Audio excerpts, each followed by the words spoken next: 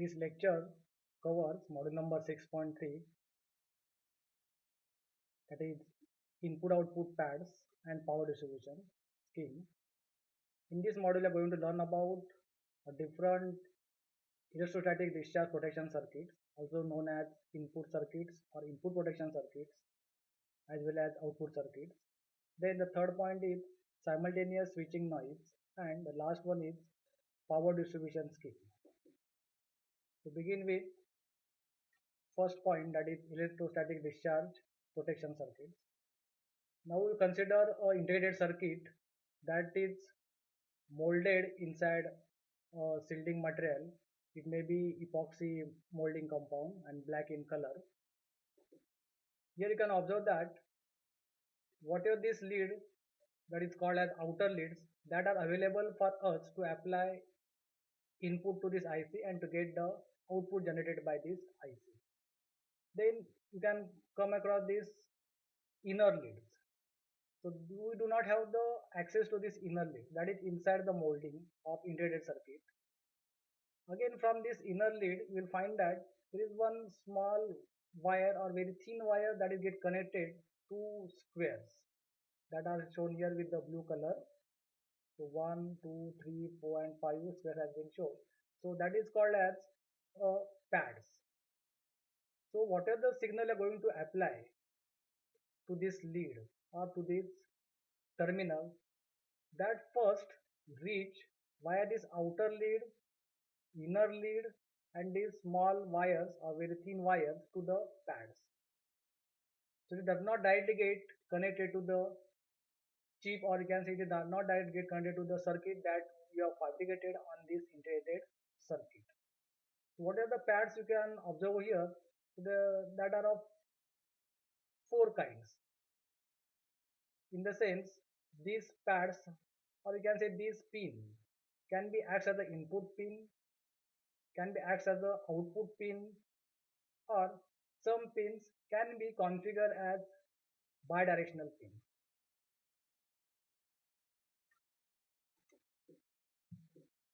So on chip CMOS circuitry, it is shielded from the outside world by the packaging that already I talk about that. There is a formation of capacitance on the chip. Similarly, whatever the chip you have fabricated, whatever the circuit you have fabricated, that must interact with the external world where the chip is used. In the sense, definitely will apply certain input to your chip and definitely expecting certain output from that chip. Static electric charge, that is get accumulated in our body, that may exceed 50 kilovolts, right? So which is high enough to damage the sensitive MOS transistor. So to avoid this damage to your IC, input output circuitry are designed so that will shield your IC from this high static electric charge. So here I have shown three kinds of pads. So first pad is called as input pad, second one is called as the output pad, and the third one is called as the bidirectional, you can say the input output pad. Input port circuits or input pads are designed to protect the CMOS circuit from high voltage so that it will not get damaged. The design of the output circuit tends to concentrate on driving high capacitance on the printed circuit board lines. And the third one, that is bidirectional circuits, are a combination of these input and output circuits and allow a port to work as both as input as well as the output circuit. And a very good example of this bidirectional pin is your VLSI chips, for example CPLD and FPGA. When you handle your CMOS IC, whatever the voltage, or you can say the charge that get induced in our body, that must get flow to your integrated circuit lead and that damage your integrated circuit. So actually damage your integrated circuit means what? That damage the oxide layer, that is of very small thickness, that is POX, and so it is very thin at the at the level of nanoscale. So when very high voltage that get applied between this gate voltage and the substrate, it may get damaged and your IC will not function. As the oxide layer is very thin, the dielectric strength of that layer is very small and that damage the integrated circuit. The CMOS input protection circuits are designed to provide discharge path away from the transistor so that high voltage does not get reached to the lead of your IC and that will safeguard your IC. The network must be relatively transparent to the input signal and operate only when the abnormal voltage are applied. So what are the input protection circuits you are going to connect at the terminals or at the lead of your IC that must allow a input signal or a desired input signal that you want to apply, and that only will interfere in your IC when the abnormal voltage get applied to that. The most common designs use resistor diode network to provide the charge dumping path. This is the input electrostatic discharge protection circuit. I think everybody know about the electrostatic discharge, and a very good example of this is lightning. In rainy season, you might have observed that because of the lightning effect, your electronic devices get damaged, and that is because of the high voltage get induced in your devices, and that burn out your input circuit, or you can say the whatever the IC is available or whatever the IC is used in your devices. So if an excessively large positive voltage is applied to the input pad over here, the resistor drops the voltage. What is the voltage coming at this pad? So some voltage get drop across this R, some voltage get drop across this because both are in series, and the same voltage get reached to your inverter circuit, or you can see the CMOS inverter circuit. What is the voltage that coming at this input pad? If that is larger than the reverse breakdown voltage of this D1, so the diode will go into breakdown and the fixed amount of voltage, that is nothing but the Zener voltage, will develop across this D1 and that gets further applied to the input of your circuit. So here you will find that there are two sections of diode and resistor, that is D1 and R, D2 and what R.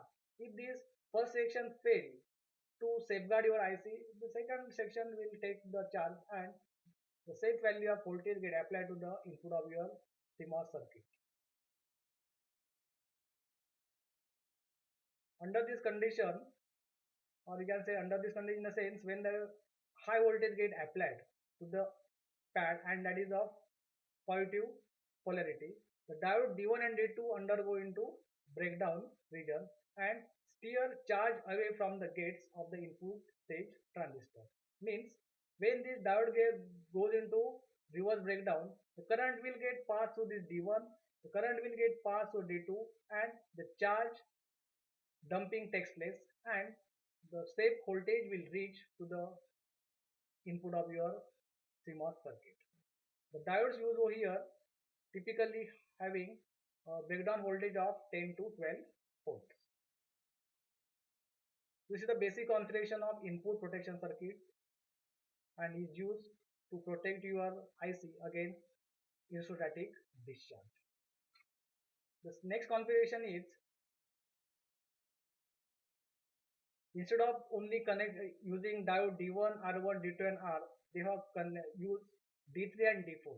So this input protection circuit will safeguard your IC for both polarity of the voltage, whether the voltage that coming at the input pad, whether it is positive polarity or negative polarity, both voltage will get limited by this combination of circuit and the safe voltage get applied to the input of inverter or to the CMOS circuit.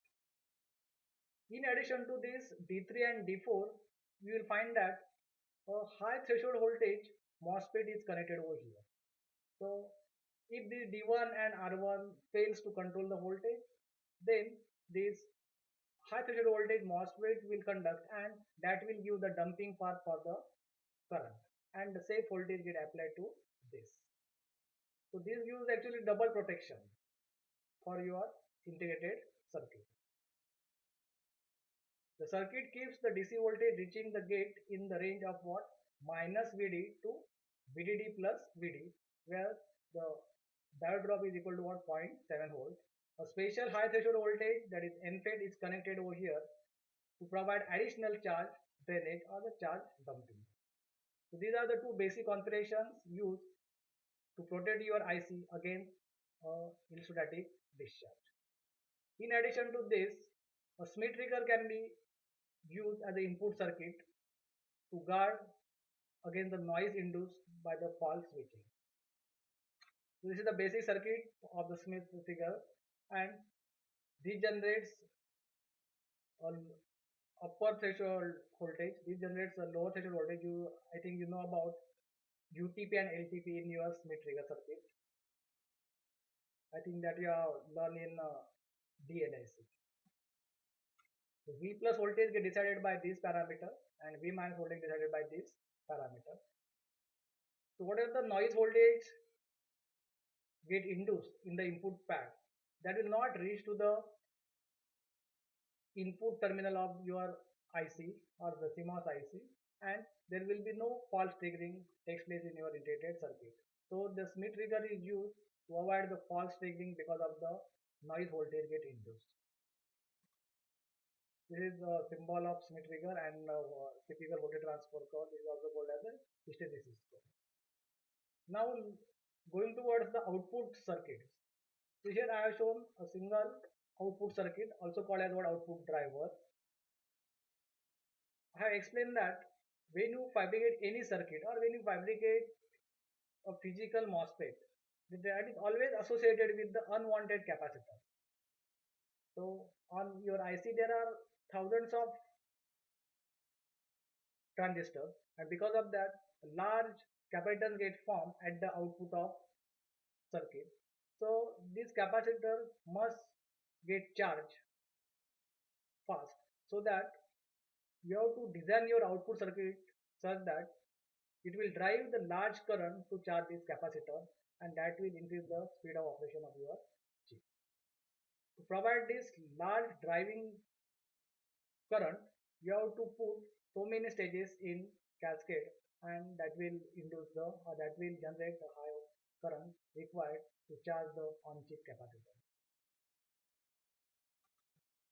Now the third kind of circuit is bidirectional circuit or bidirectional input output circuit. So this is a combination of input circuit and output circuit. So what is the pad I have shown over here, that can be acted as the input pad or the output pad, and that will be decided whether this pad will act as the input pad or the output pad by this enable signal. The description of this circuit is: a bidirectional pad provides circuits are identical to those described in the previous slide. Output drivers should be capable of tri-state operation so that they do not interfere with the incoming signal. The output circuit uses a large driver FETs or the MOSFET that are controlled by the two input NAND and two input NOR logic network. So when enable equal to 0, the output circuit is in high impedance state, and the pad can be used as the input pad. And when enable signal equal to 1, the output circuit acts as a non-inverting buffer for the data input.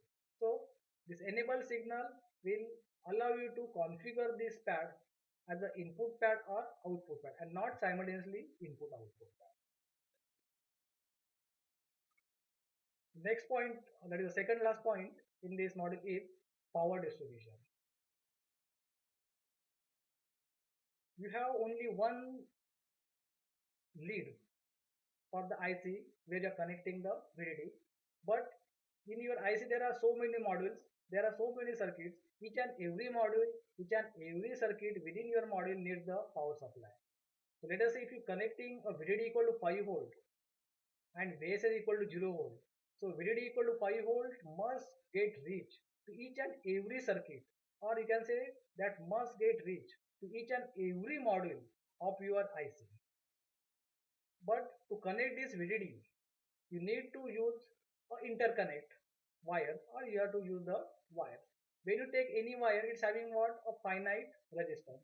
So when you connect a 5 volt to the one terminal of this wire, at the second end of the terminal you won't find VDD exactly equal to 5. It is definitely less than 5 volt.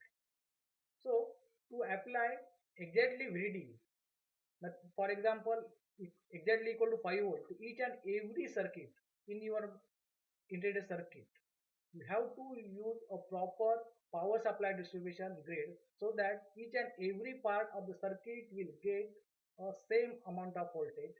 That is what we intend to apply. So it must be designed with a geometrical patterning that allows a high packaging density while providing the necessary current flow levels and the desired VDD level. Actually, there are two electric phenomena that actually create this problem. The first one is called as the electromigration effect, and the second one is the resistance offered by the wire, or I can say the line.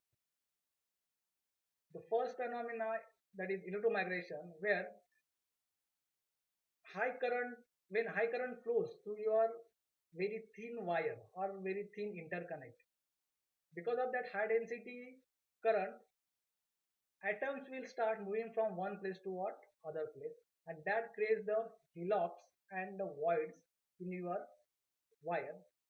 When the hillocks get formed, that may get touched to the nearby wire and a short circuit happen in your integrated circuit. And the second thing is, when the atoms start moving in your wire, there is a formation of voids, and because of the void, your wire may get open connect, or you can say the open circuit. So here we are going to take into account the resistance of the wire. Everybody know about the Ohm's law, V equal to IR. So when the current flows through the wire, definitely that will drop the voltage along that wire, and that voltage is nothing but V line is always equal to current that flows through the wire or that line multiplied by the resistance offered by that line. So higher the length of the wire, higher is the voltage drop across that wire. So to avoid this drop, or you have to compensate this drop so that the same amount of voltage get applied to each and every part of your integrated circuit, you have to arrange, or you have to distribute your power supply to each and every part in some manner. This is one of the way by which you can apply voltage as well as the current to each and every cell, or you can see each and every circuit within your integrated circuit. So this is VDD supply what you're connecting, that draws a total current of I. This total current I get divided into I1, and that goes in upward direction, other one going in downward direction. There is some circuitry, or you can say there is a mirror effect of this lower pattern on the upper side. So this I1 will flow through this interconnect. Again that will get divided into I2, I2. The same current get divided, and again this I2 get divided into what I3. So this I3 flow through these, right? So same amount of current will flow in this vertical structure. Whatever is I3, that again get divided into what I4, and I4 that is get applied to this cell, and this cell will be exactly same. So each and every cell will get the same amount of current, at the same time you will get the same amount of voltage. So this is the typical pattern that is get used in integrated circuit for the power distribution. Sometimes your signal line is connected between VSS, two VSS lines. The reason is, what are the noise that get introduced into this signal line, that will get grounded because of this VSS line. This is one more consideration or one more pattern shown over here, how exactly the power distribution takes place in your integrated circuit. Now moving towards the last part of this model, that is simultaneous switching noise. When you take any wire, it always having resistance, capacitance and inductor, whatever may be the length of that wire. Then the next thing is, when you take the inductor, it always drops voltage, and that is equal to L di by dt. So here you can observe, this is the current that flows through this PMOS transistor and this NMOS transistor when that operates in region B, region C and region D, what I shown in earlier lecture on VTC of CMOS inverter circuit. And because of that, this finite amount of current will flow. And this current we are going to refer for simultaneous switching noise. So here you have to consider that both the transistors are conducting in the region B, region C and region D, and because of that some noise get introduced. In this circuit I have shown multiple inverters. Time being we just consider a single inverter what I place over here. You have to use one wire to make the connection from VDD to the source of PMOS. And since you have to use one wire to make the connection from VDD to the source of PMOS, that wire having a finite amount of what? Inductance. And since the current is flowing through this inductance, when your NMOS and PMOS goes into region B, region C and region D.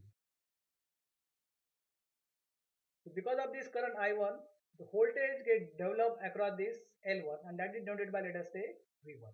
So V1 will be equal to L1 into di1 by dt. Similarly, the current I2 will flow through this inductor L2. The inductor L2 is corresponding to the wire that you are going to use to make the connection between source of NMOS to the ground terminal. So here also we'll get some voltage drop across this inductor L2 and that denoted by V2. So V2 will be equal to L2 into di2 by dt. Whatever the drop that takes place across this L1 is called as a sag voltage. Means let us you want to apply a VDD equal to, let us say, 5 volt. Out of this 5, let us say some 0.5 get drop across this and 4.5 reach to the source of this PMOS. So this effect is known as what? Sagging of voltage or the sag effect. Because you want to apply 5 volt, but because of this inductance 4.5 get reached to the source of this. So voltage get decreased. So this phenomena is termed as sagging. Similarly, when you go for this inductor L2, if let us say this L2 is not there, what are the wire are going to use? This is considered as the ideal wire. So this source definitely get connected to the ground and the source voltage of this NMOS will be exactly equal to 0 volt. But since in practical case, what are the wire are going to use to make the connection between source of NMOS to the ground having finite inductance. And because of this finite inductance, your source voltage of NMOS is above the 0 level or above the ground level. So this is known as a ground bounce. So these are very typical terms used in VLSI, sagging and nothing but the other one is the ground bounce. Now consider all these inverters get switched simultaneously so that the current that is going to draw from this VDD will be because of this CMOS inverter, second CMOS inverter, third CMOS inverter, fourth CMOS inverter, fifth CMOS inverter and the sixth CMOS inverter. So each and every inverter will take the current. So indirectly we'll say that what are the current that now going to flow through this L1 is the addition of current flowing through this first inverter, second inverter, third inverter, fourth inverter, fifth inverter and sixth inverter. So definitely the voltage that is going to get dropped across L1 will be large. The same effect you can observe on the voltage drop V2 and this is given like this. The VDD that is going to reach to the source of PMOS, that is VDD of T, will be equal to VDD, that is what you are going to apply, minus V1 of T. But this V1 of T, now because of what? The current that is flowing because of that all 6 inverter. That's why the summation sign you do here. So this summation nothing but what? di1 by dt, di2 by dt, plus di3 by dt, plus di4 by dt and so on. So this voltage that is reached to the source of PMOS will be equal to VDD minus this drop. Similarly, for VSS of T, that is the drop across L2 will be V2 of T, and that is equal to L2 into summation of the current that flowing through L2. So dik by dt. So this current is the summation of current because of the inverter, first inverter, second inverter, third inverter, and so on. So what is this VDD of T and this VSS of T generated because of this drop across L1 and L2? That is called term as what? Noise voltage. And this is generated because of the simultaneous switching of all the inverters that we are connected in the circuit. Thank you.